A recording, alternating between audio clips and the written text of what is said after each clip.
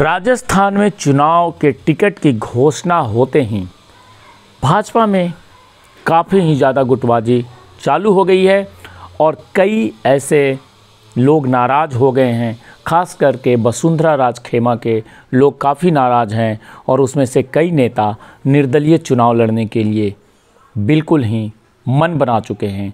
वहीं दूसरी तरफ एक सर्वे रिपोर्ट आया है जिसमें ये कहा जा रहा है कि 40 लाख नए मतदाता इस बार राजस्थान में वोट करेंगे और वो 40 लाख मतदाता इस बार काफ़ी निर्णायक साबित होने जा रहे हैं।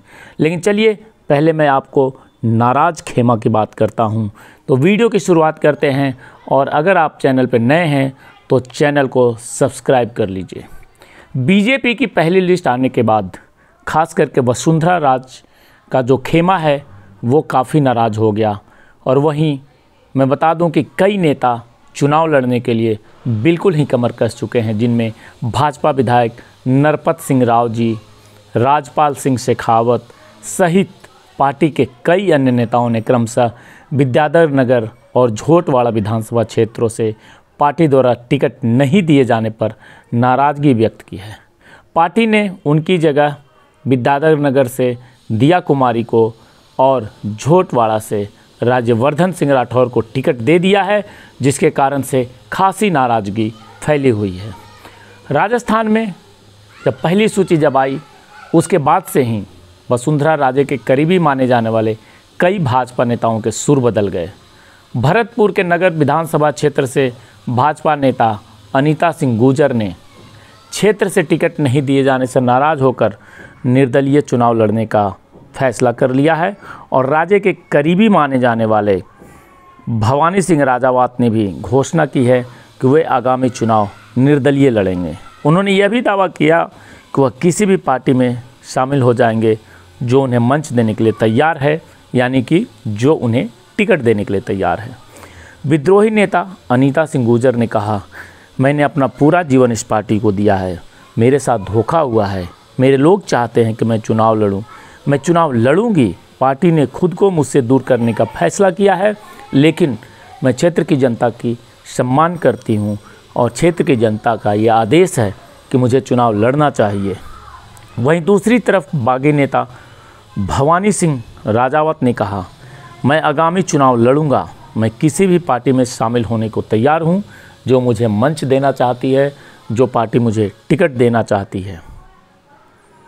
भाजपा नेताओं का सुर काफ़ी ही विद्रोही वाला हो गया है, क्योंकि इस बार आला कमान ने करीब 7 सांसद पहली लिस्ट में, कई मिनिस्टर्स को टिकट दे दिया विधानसभा चुनाव के लिए, जिसके कारण से काफ़ी ही हलचल मचा हुआ है। काफ़ी ज़्यादा नेताओं ने उन्हें टिकट नहीं देने से नाराज़गी जताई है और इसको लेकर के अब भाजपा आलाकमान किस प्रकार से अपने नेताओं के साथ तालमेल बैठाता है और आगामी जो चुनाव होने हैं उसमें उनकी क्या रणनीति होती है, क्योंकि विद्रोही लोग इस बार ज़्यादा हो चुके हैं जो कि भाजपा के लिए बहुत बड़े खतरा है और अंदरूनी तौर पे उनको मनाने की कोशिश की जा रही है, उनसे बात करने की कोशिश की जा रही है कि वो किसी भी हालात में पार्टी को नुकसान न पहुंचाएं।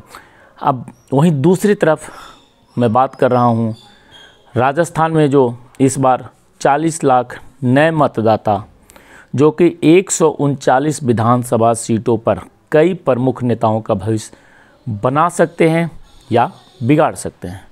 वजह यह है कि 200 विधानसभा में से 139 सीटें ऐसी है जहां मतदाताओं की संख्या पिछले चुनाव में जीत के अंतर से बढ़ गई है, यानी कि पिछले चुनाव में जितने से भी जीत हार हुई उससे ज़्यादा नए मतदाता और वो भी युवा मतदाता इस बार जुड़ चुके हैं, तो उनके ऊपर काफ़ी कुछ दारोमदार रहेगा। दूसरी तरफ कांग्रेस और भाजपा के आंतरिक सर्वेक्षणों में राजस्थान में दोनों प्रमुख दलों के बीच कड़ी टक्कर होने की संभावना है। हालांकि भाजपा को मामूली बढ़त है। राजस्थान के 40 लाख नए मतदाता जो 139 विधानसभा में निर्णायक साबित होने जा रहे हैं, ये काफ़ी कुछ इनके ऊपर निर्भर है। चुनाव आयोग के आधिकारिक आंकड़ों के मुताबिक इस बार विधानसभा चुनाव में 5.27 करोड़ मतदाता राजस्थान में सरकार चुनेंगे। इनमें से इस बार 48.92 लाख मतदाता नए होंगे। नए वोटरों की ताकत का अंदाज़ा इसी बात से लगाया जा सकता है कि पिछली बार बीजेपी के पूर्व मंत्री कालीचरण सराफ महज 1704 वोटों से मालवीय नगर सीट से जीते थे। इसी तरह हवा महल सीट की बात करूं तो कांग्रेस के दिग्गज नेता महेश जोशी 9282 वोटों से जीते थे और इस बार सूची में 19,076 नए मतदाता जुड़ चुके हैं। चूरू में पिछले विधानसभा चुनाव में नेता प्रतिपक्ष राजेंद्र राठौर, जिनको कि काफ़ी बेहद करीबी जीत मिली थी, उनके और कांग्रेस के रफ़ीक मंडेलिया के बीच अंतर सिर्फ 1850 वोट का था और इस बार उस सीट पे 21,977 नए मतदाता बढ़े हैं, जो पिछली बार की जीत के अंतर से 20,127 ज़्यादा हैं। इसके अलावा इस बार राजेंद्र राठौर की सीट बदलने की भी चर्चा है। कहा तो ये जा रहा है कि राठौर राजधानी में सीट तलाश रहे हैं, लेकिन अगर राठौर चूरू से ही चुनाव लड़ते हैं तो वहाँ जीत हार के फैसले में युवा मतदाता अहम भूमिका निभाएंगे। बीजेपी के पूर्व प्रदेश अध्यक्ष सतीश पूनिया ने आमेर विधानसभा सीट पर 13,276 वोटों से जीत हासिल की थी और इस बार अंतिम सूची में आमेर सीट पर 39,631 वोट बढ़े हैं। ऐसे में जीत के लिए, अस्थायी वोट बैंक के लिए नए वोटरों को भी साधना होगा। पिछले विधानसभा चुनाव में बीकानेर पश्चिम विधानसभा सीट पर कैबिनेट मंत्री बीडी कल्ला 6,190 वोटों से जीते थे।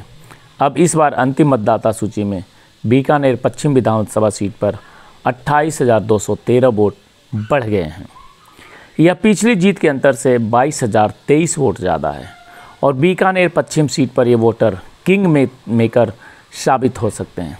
गौरतलब है कि पिछले विधानसभा चुनाव में सीएम अशोक गहलोत ने सरदारपुरा विधानसभा सीट पर 45,597 वोटों से जीत हासिल की थी और इस बार अंतिम जो मतदाता सूची निर्वाचन आयोग ने प्रकाशित किया है उसमें सरदारपुरा सीट पर 25,530 वोट बढ़ गए हैं।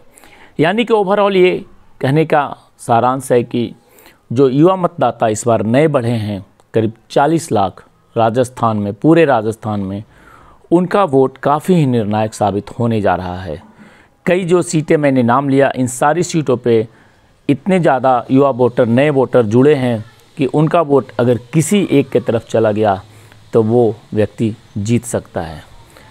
तो राजस्थान का चुनाव इस बार काफ़ी दिलचस्प होने वाला है और हर तरफ ये कयास लगाए जा रहे हैं कि मुकाबला काफ़ी कांटे की होने वाला है। माहौल काफ़ी गर्म है और हर कोई ये सोच रहा है, ये कयास लगा रहा है कि भाजपा की सरकार बनेगी या कांग्रेस की सरकार बनेगी।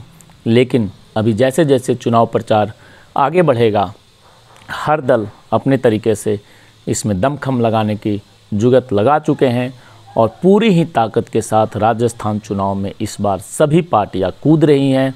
आने वाला अगले कुछ ही दिन के बाद ये वक्त तय हो जाएगा, ये वोटर निर्णायक साबित हो जाएंगे कि सरकार किसकी बनेगी, एक बार फिर से भाजपा की या फिर से कांग्रेस की, क्योंकि लड़ाई इस बार काफ़ी कठिन है और युवा वोटर राजस्थान में निर्णायक साबित होने वाले हैं।